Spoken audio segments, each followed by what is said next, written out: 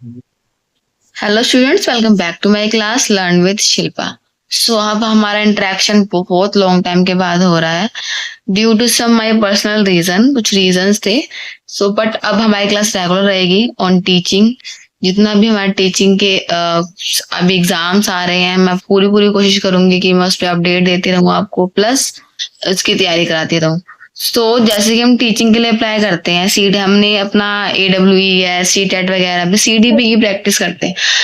वैसे ही अगर हमें प्रोफेसर के लिए स्टडी करना होता है बच्चों, तो उसके लिए नेट क्लियर करना होता है। ओके, नेट का भी एग्जाम अगर हम क्लियर कर लेंगे तो बहुत ब्राइट फ्यूचर है, बहुत ही ज्यादा। बट उसके लिए आपके पास मास्टर की डिग्री होनी चाहिए। If you have cleared your master, so you can apply to UGC net. तो उसके सबसे पहले बेटा पेपर 1 जो कॉमन है हमारा CDP के लिए, मतलब कि जो हम टीचिंग के एग्जाम में देते हैं, प्लस जो हम प्रोफेसर एग्जाम में देंगे, बहुत कॉमन है पेपर 1 दोनों का।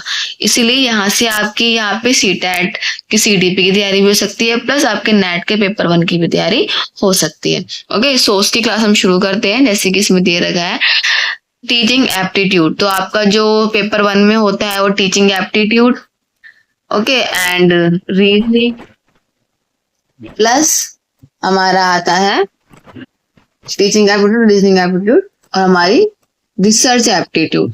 ये 3 सिलेबस आते हैं आपके पेपर 1 में। तो सबसे पहले हम टीचिंग एप्टीट्यूड को क्लियर करेंगे, उसके बाद हम रीजनिंग और रिसर्च एप्टीट्यूड पे जाएंगे। ओके, तो हम देख लेते हैं एक बार सिलेबस क्या है टीचिंग एप्टीट्यूड में, क्या क्या यूनिट्स आपको देखने को मिलती है। देखो, कंसेप्ट की टीचिंग, हमारे कंसेप्ट क्या है टीचिंग एप्टीट्यूड के, plus objective, levels of teaching, characteristics and basic requirement, क्यों क्यों चाहिए, learners characteristics, adolescent and adult learner, जितने भी टॉपिक्स आपको यहाँ पे दिख रहे हैं ये सारे आपके सिलेबस में, और ये सारे मैं 1 बाय 1 क्लियर करूंगी विद PVQ, आपके प्रीवियस ईयर क्वेश्चन जो सबसे इंपॉर्टेंट होते हैं हमारे।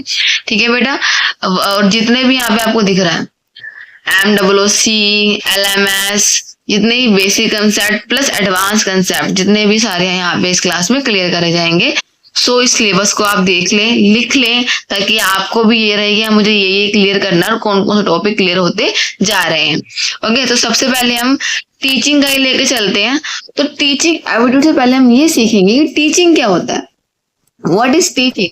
Teaching is the purpose of facilitating learning, imparting knowledge and guiding learners to acquire skill, value and understanding। तो टीचिंग क्या है? ये एक तरह का पर्पस है जो किस लिए किया जाता है? फैसिलिटेट करने के लिए बेटा। देखो, आजकल के टाइम पे टीचिंग ये नहीं है कि 2 थप्पड़ लगाओ और होगी टीचिंग, नहीं। आजकल हमको ना, मैं फैसिलिटेटर। सबसे पहली बात तो ये, प्रोफेसर क्या होते हैं, उनको ज्यादा बच्चों पे थोपना नहीं पड़ता है कि हाँ याद करो, उनको खाली देनी फैसिलिटी, जाना है लेक्चर देना। अगर बच्चों को इश्यू आ रहा है तो वो पूछेंगे, हम उनको गाइड कर देंगे, इतना कर सकते हैं। बट इन टीचिंग लाइन, जैसे कि अगर हम 1st to 5th 6th to 8th 10th तक के बच्चों को पढ़ा रहे हैं, वहां पे हमें थोड़ा फोर्स करना पड़ता है बच्चों को, याद करो, टेस्ट है, ये वीकली टेस्ट है, ये क्लास टेस्ट है। ठीक है, तो यहाँ पे क्या करते हैं अब फैसिलिटेट एंड इम्पार्टिंग नॉलेज, अपनी नॉलेज को बच्चों तक इम्पार्ट करना, गाइड करना उन्हें, ना तो सिर्फ अपनी बुक के लिए, अदरवाइज जितने हमारे सोशली कुछ बच्चों को मैनर सिखाने, उसके लिए भी गाइड करना। Acquire skill, value and understanding, उनके अंदर स्किल आए, अच्छी वैल्यू आए और अंडरस्टैंडिंग सीखे बच्चा। ठीक है, और क्या क्या हो सकते हैं? It is the occupation, profession और वर्क ऑफ अ टीचर। ये हमारा मतलब क्या है? प्रोफेशन है। इट्स प्लान एंड पर्पसफुल, ये क्या है? प्लान है, हम प्लानिंग करते हैं। ऐसे नहीं हम क्लास में बिना, अभी मैंने ये क्लास ले रही हूँ तो मैंने पूरी प्लानिंग की है, ऐसे ऐसे वीडियो रिकॉर्ड करनी है, प्लस ये मैंने नोट्स प्रिपेयर किए हैं ताकि बच्चों को इजी रहे पढ़ने के लिए। तो प्लानिंग करते हैं और हमारा एक पर्पस है। मेरा क्या पर्पस है? कि जितने भी बच्चे इस वीडियो को देख रहे हैं उनका एग्जाम क्लियर हो, उनके जितने भी कॉम्पिटेटिव एग्जाम है वो उसमें वो फुलफिल कर सके। टीचिंग कंस्टिट्यूट द आइडिया और principal taught by teacher. Teaching क्या है? जो मैं पढ़ा रही हूँ, इसका प्रिंसिपल, सिद्धांत क्या है इसका? कि जो भी मेरे आइडिया है वो आप तक पहुंचे और आप उसको समझो। It can formal, informal. देखो बेटा, हम फॉर्मल तरीके से स्कूल में पढ़ सकते हैं, प्लस हम एज अ ग्रुप स्टडी, ठीक है ना, हमने ग्रुप बनाया, वहां पे हमने पढ़ लिया, वो इनफॉर्मल हो गया। स्कूल में पढ़ना, कॉलेज में पढ़ना, वो फॉर्मल हो गया। Teacher utilise best method of give best knowledge. और क्या करते हैं हर एक टीचर बेटा अपनी, अगर टीचर अच्छा है वो चाहता है कि बच्चा हमारा पढ़े, वो अपनी इसको सिर्फ सैलरी की जॉब ना समझ के एक अच्छे तरीके से पढ़ाना, ये इसका मेथड होता है, यूटिलाइज करता है अपने तरीकों को। It include the activities of educating और instructing activity that impart knowledge and skills.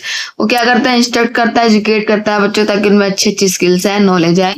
Involves communication between teacher and student. और देखो सबसे बड़ी बात क्या है, कम्युनिकेशन होना चाहिए बच्चों और टीचर के बीच में। यहाँ पे हम ऑनलाइन मिल रहे हैं बट ऑनलाइन भी हम कमेंट्स के थ्रू कम्युनिकेट करते हैं।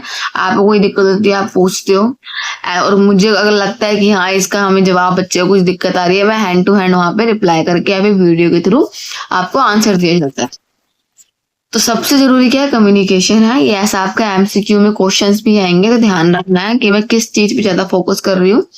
It include the activities of providing education to others. और क्या बेटा मेन क्या है कि हम क्या कर रहे हैं, एजुकेशन दे रहे हैं दूसरों को। टीचिंग का मेन मोटिव है ये, ठीक है। सो ये होता है टीचिंग। अब टीचिंग एप्टीट्यूड क्या है, it reflects teachers readiness, understanding of learner, clarity of communication and to create positive relationship। मतलब कि जो हम पढ़ा रहे हैं उसका एटमोसफियर क्रिएट करना टीचिंग एप्टीट्यूड होता है। समझ में आ रहा है कि हम क्या, मैं टीचर हूं, मैं क्या पढ़ाऊंगी, आप कितना समझोगे, हम दोनों की कम्युनिकेशन में कितनी क्लैरिटी है, और हम कैसे रिलेशनशिप को क्रिएट कर रहे हैं, हमारे रिश्ते कैसे बन रहे हैं, ये सब तरीके हमारे एप्टीट्यूड होते हैं। पढ़ाने का तरीका, पढ़ने का तरीका, समझना, बातों को पूछना, क्वेश्चन पुट करना, this all are aptitude of teaching. Okay, next topic is T&L model. ठीक है बेटा, क्या T&L, बेटा इससे बहुत क्वेश्चन पुट होते हैं आपके एग्जाम में, तो ये इंपॉर्टेंट है T&L मॉडल, इसको ध्यान से सुनना। It includes the behaviour of teacher and student while the lesson is presented. क्या होता है बेटा, इसमें इंक्लूड होता है बिहेवियर, कि जब मैं तुमको पढ़ा रही हूँ तो मैं कैसा पढ़ा रही हूँ और तुम कैसे उसे ग्रैस्प कर रहे हो, उन हम दोनों का बिहेवियर इसमें होता है include. It is triadic in nature. Triadic means tripolar, means ये एक तरह का ट्रिपोलर बना रहा है हमारा। दिस इज, एक जना क्या है टीचर, एक है स्टूडेंट, और बीच में क्या है सब्जेक्ट मैटर मीन्स टॉपिक। ऐसे कि मैं यहाँ पे हूँ पढ़ाने के लिए, आप आए हो पढ़ने के लिए, और किस जो हमारी बातें क्यों हो रही है, बातें हो रही है हमारी फॉर द एग्जाम, जो पेपर आने वाले हैं आपके उसे क्लियर करने के लिए। टॉपिक है टीचिंग एप्टीट्यूड। तो ये हमारा एक कम्युनिकेशन का हिस्सा बन गया जिसके लिए हम दोनों आपस में बात कर रहे हैं। तो ये तीन चीजें होनी चाहिए, इसको हम T&L मॉडल कहते हैं, टीचर स्टूडेंट सब्जेक्ट मैटर। ये ट्रिपोलर हमारा बन गया। ओके, इससे क्वेश्चन बहुत पुट होते हैं, तो ध्यान से समझने वाली चीज। Next topic is teaching and learning difference. कि टीचिंग में क्या डिफरेंस है, ये मैं पढ़ा रही हूँ, और प्लस लर्निंग जो आप पढ़ रहे हो, इन दोनों में डिफरेंस क्या होता है। देखो सबसे पहले टीचिंग देखते हैं।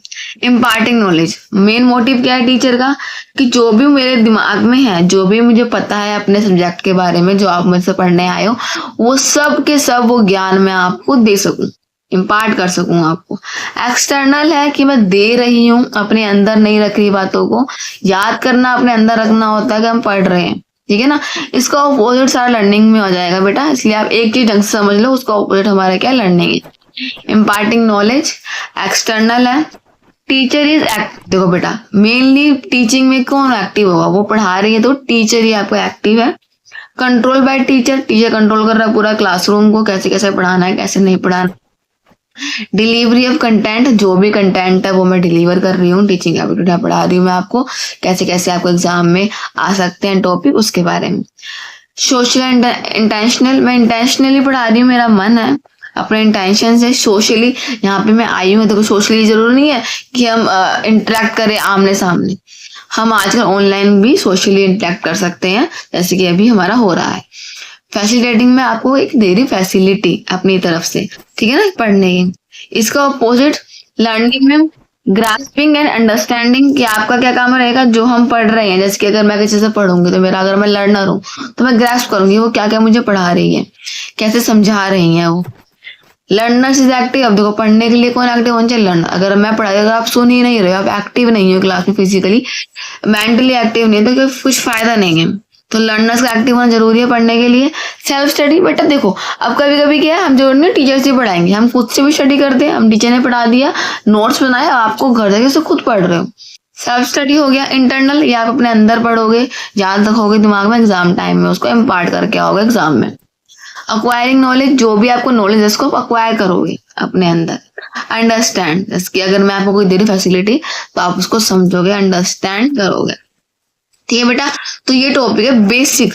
आज की ये क्लास सिर्फ और सिर्फ बेसिक पे थी कि ऐसे आपको क्वेश्चन देखने को मिलेंगे, ऐसे टॉपिक देखने को मिलेंगे। अब कैसे कैसे क्वेश्चन पुट हो सकते हैं वो देख लेते हैं इस क्लास में ही, कि आपको थोड़ी अंडरस्टैंडिंग हो जाएगी। हाँ, इस तरह के क्वेश्चन आएंगे। तो पेपर 1 इतना टफ नहीं है अगर आप ढंग से चीजों को समझोगे, पॉइंट टू पॉइंट चीजों को देखोगे। तो फर्स्ट क्वेश्चन देखते हैं बेटा।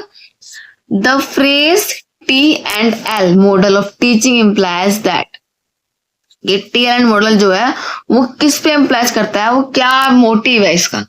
Teacher is the sole source of, teacher ही बस एक सोल है, एक इकलौता है, एक इंफॉर्मेशन का तरीका है इसमें। Teaching and learning are independent process, teaching learning दोनों आपस में इंडिपेंडेंट है, दोनों अलग अलग है। There is a dynamic interactive relationship between teaching and learning, teaching और लर्निंग में एक रिलेशनशिप है, आपस में इंटरेक्ट करते हैं वो। Fourth, the focus is primarily और रोट मेमोराइजिंग, यहाँ पे फोकस क्या है, किसके ऊपर है, रोट, रटने पे। तो बेटा देखो, रटना सबसे पहले तो हमारा रिजिड हो गया, ये कभी भी रटने पे हम देते ही नहीं है फोकस, तो ये ऑप्शन इनकरेक्ट। सोल, बेटा सिर्फ टीचर का रोल तो है ही नहीं ना, ट्रिपल और बताया मैंने आपको, teacher, learner plus subject matter जो हमारा होगा। लर्निंग इंडिपेंडेंट नहीं बेटा, हमें तीनों चीज साथ चाहिए, तो option C is the correct answer. There is a dynamic interactive relationship between teaching and learning. समझ में आ रहा है? आई होप कि आप खुद से भी आंसर कर रहे होगे इसका। When a teacher acts as facilitator and direct learning activities by encouraging robust cognitive and social tasks, which model of teaching are they primarily using? कह रहे हैं कि अगर टीचर कुछ फैसिलिटेट कर रहा है, डायरेक्ट लर्निंग दे रहा है, एक्टिविटी इंकरेज कर रहा है, कॉग्निटिव अपने दिमाग, सोशल टास्क दे रहा है, which model of teaching are they, तो कौन सा मॉडल है ये, teacher centre model, student centre model, information processing model, subject centre. देखो बेटा, सिर्फ टीचर सेंटर नहीं है, क्योंकि टीचर क्या कर रहा है, दोनों इसमें इंक्लूड है, सोशली वो आ रहा है। तो बेटा इसमें क्या होना चाहिए हमारा, option C, information processing model. ये हम इंफॉर्मेशन दे रहे हैं। This model focus on way in which student can improve their capability to make sense of the world teaching and them how to learn. Next जो तो बोलेंगे note. देखो बेटा, ध्यान देना है हमें इन चीजों पे कि कहाँ पे नोट की बात की जा रही है। कभी कभी हम एंजाइटी होती है या जल्दबाजी में एग्जाम टाइम में नोट पढ़ना भूल जाते हैं और यस वाला आंसर देके, तो हमारा पता होते हुए भी आंसर गलत हो जाता है। तो हमें ध्यान देना है, which of the following is not a characteristic of a constructive T&L, क्या है, इसका कैरेक्टरिस्टिक नहीं है। Rote memorising, collaborative learning, problem solving, experiential learning. देखो बेटा, सबसे इजी मैंने आपको बता दिया, रिजिड क्या है इसके अंदर, रोट, ये हमें रटवाना ही नहीं है, बच्चों को समझाना है। तो यहाँ पे क्या आंसर हो गया, नोट पूछा गया तो रोट लर्निंग नहीं है। ओके, गलत ही हमारा सही आंसर है इसमें। What is the most important quality of good teacher? एक अच्छे टीचर की क्वालिटी क्या होनी चाहिए, command over subject matter, subject matter पे अच्छा कमांड होना चाहिए, स्ट्रिक्ट होना चाहिए। देखो बेटा, रिजिड है तो स्ट्रिक्ट तो आजकल तो जरूरी ही नहीं है, हमें फ्रेंडली रहना चाहिए बच्चों के साथ। गुड कम्युनिकेशन, एक्सप्रेशन स्किल अच्छी होनी चाहिए बेटा, कम्युनिकेशन स्किल तो हमें सही बात है। Next, genuine interest in the well being and growth learner. देखो बेटा, अब इसमें देखो कमांड अच्छी होनी चाहिए, ये भी सही ऑप्शन लग रहा है, गुड कम्युनिकेशन में हमें सही ऑप्शन लग रहा है, बट डी हमें देखना सबसे अच्छा कौन सा है, मोस्ट इंपॉर्टेंट पूछा गया है यहाँ पे, इसलिए जरूर नहीं आपको जो सही लगे आप बोल रहे हैं ये भी सही, ये भी सही, ये तो हमें कंफ्यूज कर रहे हैं, कंफ्यूज नहीं। वहां देखो उन्होंने पूछा मोस्ट इंपॉर्टेंट, तो genuine interest in the well being and growth of learners, learners की ग्रोथ हो, मेन मोटिव क्या है टीचर का, कि अगर आपको नॉलेज से बेटा, नॉलेज से हम टीचर बने हैं, हमारा अच्छा है कम्युनिकेशन इसलिए हम टीचर बने हैं, बट लर्नर्स की ग्रोथ हो रही है, तो ये पॉजिटिव आंसर लग रहा है, D option is the correct answer. Question fifth, if a student consistently does not attend your class, कि एक बच्चा है जो कंसिस्टेंटली हमारी क्लास को अटेंड नहीं कर रहा, what is the best initial approach a teacher, तो उसे क्या अप्रोच लेनी चाहिए, क्या करना चाहिए टीचर को अगर क्लास को अटेंड नहीं कर रहा है। ऐसा बेटा बेटा देखो, स्कूल तो चलो बंक बच्चे करते हैं बट ज्यादा नहीं, लेकिन कॉलेज को ज्यादा कर बच्चे अटेंड नहीं करते, क्लास कैंटीन में बैठ जाना, बंक कर लेना, तो हमें क्या करना चाहिए, कैसे अप्रोच लेनी चाहिए। अब तो पहला ऑप्शन, ए पब्लिकली पनिश और रिप्रीमेंट द स्टूडेंट। देखो बेटा, पब्लिकली पनिश करना रिजिड साफ दिख रहा है हमें कि फर्स्ट ऑप्शन नहीं होना चाहिए। ब्लेम द स्टूडेंट, ब्लेम करो उसको कि तुमने ऐसा किया। बच्चों को ब्लेम करना ही नहीं है, सारा हमको अपने ऊपर ले लेना है। Ponder over the attitude of the student in a calm manner, कि शांति से वो बच्चे के एटीट्यूड को समझो। अब देखो, इतना ही पागल नहीं बनना कि बच्चा कुछ भी करते रहो, हम उसको शांति सुनते रहे। Last option, try to understand the reason behind the absentees and eliminate them. देखो बेटा, कि अंडरस्टैंड करना है हमें, बच्चों को समझना सबसे बड़ी बात, कि पहले पूछो रीजन, ऐसे नहीं भाई कुछ पहले पेरेंट्स ये करते थे, सवाल आंसर पूछा ही नहीं, सीधा थप्पड़ दे दिया, क्यों नहीं पता भाई तुमने, क्यों नहीं किया होमवर्क, रीजन नहीं पूछा बच्चे से, क्या भाई क्या बात थी, क्या हो गया था। तो पहले हमें रीजन का पता करना है, ठीक है ना, why is absenteeism and eliminate, बाद में फिर उस चीजों को एलिमिनेट करना है हमें, ठीक है ना। तो देखना है बेटा, हमें इस चीज का ध्यान रखना है कि बच्चों के हिसाब से क्या सही है। अगर आपके दिमाग में ये रहेगा कि बच्चों के हिसाब से ये ऑप्शन सही है, स्टूडेंट के हिसाब से ये ऑप्शन सही है, तो आपका आंसर कभी भी गलत नहीं होगा, चाहे वो यूजीसी नेट हो, चाहे वो आपका सीटेट में आपके सीडीपी हो, चाहे वो AWES की सीडीपी हो, कोई भी सीडीपी हो। तो आप अगर आप लर्नर सेंटर सोचोगे ना, तो आपके आंसर हमेशा ठीक रहेंगे। तो इस तरह के क्वेश्चंस कुछ होंगे जो आप देख सकते हो आपके एग्जाम में, प्लस और भी मैं आपके PVQ लेके आऊंगी जो आपके एग्जाम में हेल्प करेंगे। अभी तो बेटा ये बेसिक था, हम बहुत सारे टॉपिक जो हमने आपको मैं स्टार्टिंग में बताए थे, ये सारे लेवल्स, फैक्टर्स, मॉडल्स, ये सारे आपके टीचिंग के लेके आएंगे। आई होप आपको आज की क्लास अच्छी लगी हो, समझ में आई हो। अगर आपको समझ में आई है तो आप इस चैनल को सब्सक्राइब करें, वीडियो को लाइक करें, ठीक है ना, ज्यादा शेयर करें। Thanks for watching.